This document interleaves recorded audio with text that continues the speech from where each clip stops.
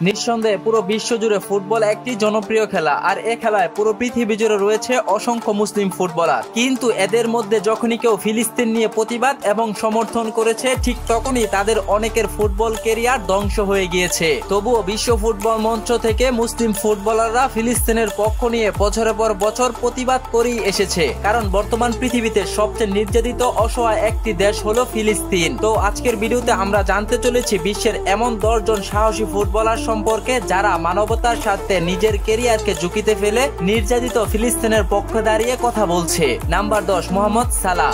মিশরীয় মুসলিম ফুটবলার মোহাম্মদ সালাহ শুধু মাঠে নয়, মানবিক ও ন্যায় বিচারের পক্ষে দাঁড়ান। তিনি যেমন মাঠে দুর্দান্ত পারফরমেন্স করেন, ঠিক তেমনি ফিলিস্তিনের পক্ষ নিয়ে তিনি বলেছেন বিশ্ব নেতাদের উচিত অবিলম্বে এই সহিংসতা বন্ধ করা। মোহাম্মদ সালাহ তার এই পুষ্টি দিয়ে বিশ্ববাসীকে জানিয়েছেন, আমি চাই ফিলিস্তিন মুক্ত হোক এবং আমি ফিলিস্তিনের পক্ষে আছি। ফিলিস্তিনকে সমর্থন করার পক্ষে 9 নম্বর রয়েছেন হামজা চৌধুরী। বর্তমানে বাংলাদেশের আলোচিত একজন ফুটবলার হামজা চৌধুরী। তিনি ইংলিশ প্রিমিয়ার লিগ লিস্টার সিটির একজন মিডফিল্ডার। 2021 সালে এএফসি কাপের ফাইনাল জয়ের পর হামজা চৌধুরী এবং তার সতীর্থরা ইংল্যান্ডের মাটিতে ফিলিস্তিনের পতাকা উড়িয়ে বিশ্ববাসীকে জানিয়েছিলেন ফিলিস্তিনকে সমর্থন করার কথা। শুধু তাই নয়, হামজা চৌধুরী দক্ষিণ এশিয়ার একমাত্র সাহসী ফুটবলার যিনি ইংলিশ প্রিমিয়ার লিগে ফিলিস্তিনের পক্ষ নিয়ে কথা বলে মুসলিম ফুটবল ভক্তদের মন কেড়েছেন। হামজা চৌধুরী ফিলিস্তিনের পক্ষে সমর্থন করার প্রসঙ্গে আপনি চাইলে আমাদের কমেন্টে আপনার মতামত লিখতে পারেন। আর হ্যাঁ, আপনি যদি ফিলিস্তিনের পক্ষে থাকেন তাহলে চ্যানেলকে সাবস্ক্রাইব করে